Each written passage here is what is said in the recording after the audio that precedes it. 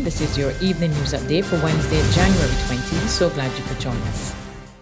2 elderly Barbadians were today added to this country's COVID-19 related death toll, which now stands at 9. Health and Wellness Minister Lieutenant Colonel Jeffrey Bostic delivered the news at a press conference this morning. The deceased is an 83-year-old male who presented to the Accident and Emergency Department yesterday, and he was seen at the Accident and Emergency Department. He passed away, but the COVID test which was taken by the Accident and Emergency Department came back positive. The 83-year-old male was seen earlier at the Accident and Emergency Department back in December, 12th of December, and was discharged to the home of his relatives. And last night, or yesterday I should say, an attempt was made to have him booked into a small nursing home in the south of the country, where he would have spent approximately an hour and a half before he was taken to the Accident and Emergency Department, where he passed away.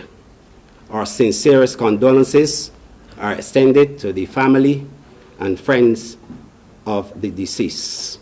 The other patient was an 84-year-old male who presented to the Queen Elizabeth Hospital on January 16. Minister Bostic revealed that contact tracing of 17 primary contacts linked to the case has only yielded one positive result linked to the West Coast cluster. Minister Bostic gave a detailed overview of how the virus has affected the island since it was discovered last year in March. For the entire COVID period, we would have conducted 93,070 tests, yielding 1,156 positive cases. Of these cases, we would have had 758 cases for the month of January, and 22,815 tests would have been conducted during the same period. I would have reported to you last week, and since then, we would have done 5,850 tests with 120 positive cases. But of interest is the fact that for the last 3 days, we would have conducted 1,556 tests with 15 positive cases. Meanwhile, Manager of Isolation Facilities Dr. Corey Ford reported that 9 patients at the Harrison's Point Isolation Facility are critically ill. 7 are Barbadians and there's 1 Trinidadian and a Guyanese. Dr. Corey Ford disclosed that 2 of the 9 are severely ill. One of those individuals is one that I've spoken to you about before. This is a 45-year-old female, Trinidadian female, who has multiple comorbidities and remains quite ill, critically ill from our perspective. And she's on dialysis. She's a dialysis patient from previously. The other is a new one, and this particular time is a Barbadian female. She is 48 years old, and she has hypertension and diabetes as chronic illnesses. She is actually quite critically ill at this point. The remaining individuals, the remaining 5 individuals are actually on oxygen. Government officials today reported more headway in tackling the backlog of COVID-19 test results that has been a major sore point for visitors and locals. Tourism Minister Senator Lisa Cummins told today's news conference every effort is being made to address the situation. There have been approximately 234 persons, as I said, and of that number, there were 145 visitors, including visiting Barbadians and returning nationals. In addition to those persons, we also have had 89 locals who have been able, as a result of the introduction of additional testing support, to get their test results and to have an antigen test provided for them if they were quarantining in hotels, and in some instances, in collaboration with the Ministry of Health, those persons whose businesses were closed as a result of positive cases and they had spent the requisite time in quarantine and were therefore able to benefit from release. Prime Minister Mia Mottley put employees and unions on notice that demands for hazard pay must match what government can afford. In recent days, some public sector nurses have taken action, pressing for hazard allowances that have been awarded to their counterparts at the Queen Elizabeth Hospital. Their representative, the National Union of Public Workers, says it has been bombarded by other workers for hazard pay, and it will be taking up the matter with government. But Motley issued a clear warning. We have bent over backward to facilitate and to be able to look at general terms and conditions. But I issue a warning. At some point, the Minister of Finance is going to have to step in. And at some point, the Minister of Finance is going to ask you how we're going to pay for all of this. And at some point, the Minister of Finance is going to have to make sure that the balances are there, because what we will not do is topple this country over. Now, let us also be real. There are large numbers of persons who are not working, who are now being carried by the central government, whose revenue, far from increasing, has significantly declined. And when we also want to address it, let us remember, as I discussed last week, the antagonism towards visitors is worrying, because that is what pays our bills.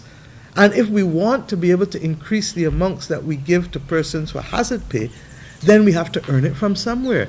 In a statement this evening, the NUPW says it is committed to securing hazard pay for nurses and other healthcare workers in the public service, and it will be pressing government to address safety and health issues. In other news this Wednesday, Barbadians today celebrated the life of Lord Admiral Vernon Watson of the Barbados Landship Association, who passed away at the weekend. Scores paid their respects at today's public viewing of the cultural icon at the dock at Licorice Village, My Lord's Hill, St. Michael. It all started with a procession that included members of the Landship and drummers. Prime Minister Mia Motley, Chief Executive Officer of the National Cultural Foundation, Carol Roberts, Chief Cultural Officer of the NCF, Andrea Wells, and veteran cultural worker Winston Farrell was among those public figures who attended the viewing. The NCF CEO praised Admiral Watson's contribution and stressed that his legacy must live on. First of all, Admiral Watson will be greatly missed. His broad smile, his generous nature, his kind heart.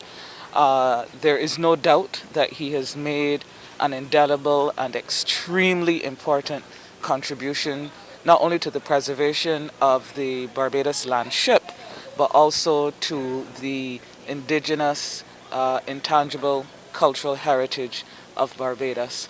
We owe it, we as in cultural practitioners, we as in cultural administrators, we as in Barbadians, we owe it to Admiral Watson to create a legacy for him, and not just by paying lip service to the preservation of the landship, but making that statement meaningful by ensuring that the landship endures. There's regional and international news after this short break.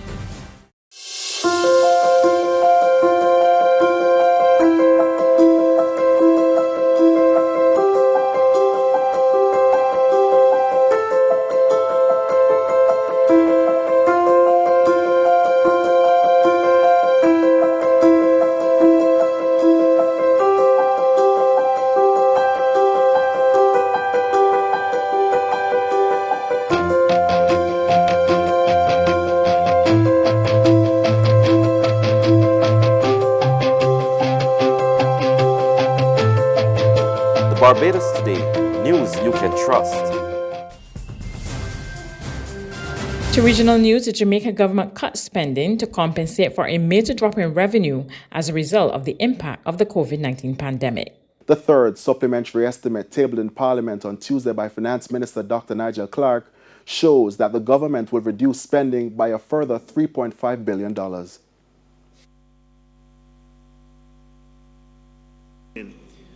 Based on the current forecast for GDP, it is estimated that central government revenue will be $8.6 billion lower than projected for the second supplementary estimates.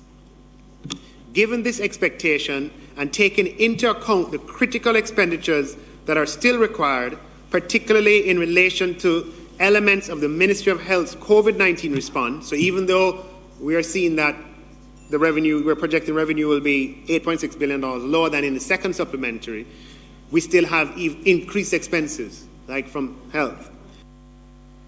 The Public Administration and Appropriations Committee, PAAC, will hold a special meeting on Thursday to review the proposed amendments to the budget. On the international front, new U.S. President Joe Biden and Vice President Kamala Harris officially took up the reins of power today. President Biden vowed to restore a divided country and promised action on a number of issues. To restore the soul and secure the future of America requires so much more than words. It requires the most elusive of all things in a democracy, unity. We must end this uncivil war that pits red against blue, rural versus urban, or rural versus urban, conservative versus liberal. We can do this if we open our souls instead of hardening our hearts. With his hand on a 5-inch thick heirloom Bible that has been in his family for more than a century, Biden took the oath of office administered by U.S. Chief Justice John Roberts. Standing in front of a heavily fortified U.S. Capitol, where a mob of Trump supporters stormed the building 2 weeks ago, Biden delivered an inaugural speech promoting a message of hope and unity for the country. And here we stand, just days after a riotous mob thought they could use violence to silence the will of the people, to stop the work of our democracy, to drive us from this sacred ground.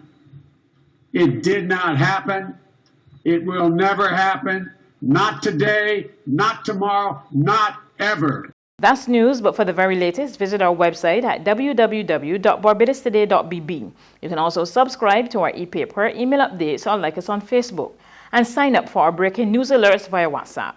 We're also on Izumi Media and bus terminals, as well as screenplay at supermarkets and gas stations near you. You can also hear us on Mix 96.9 FM and Capital Media HD 99.3 FM.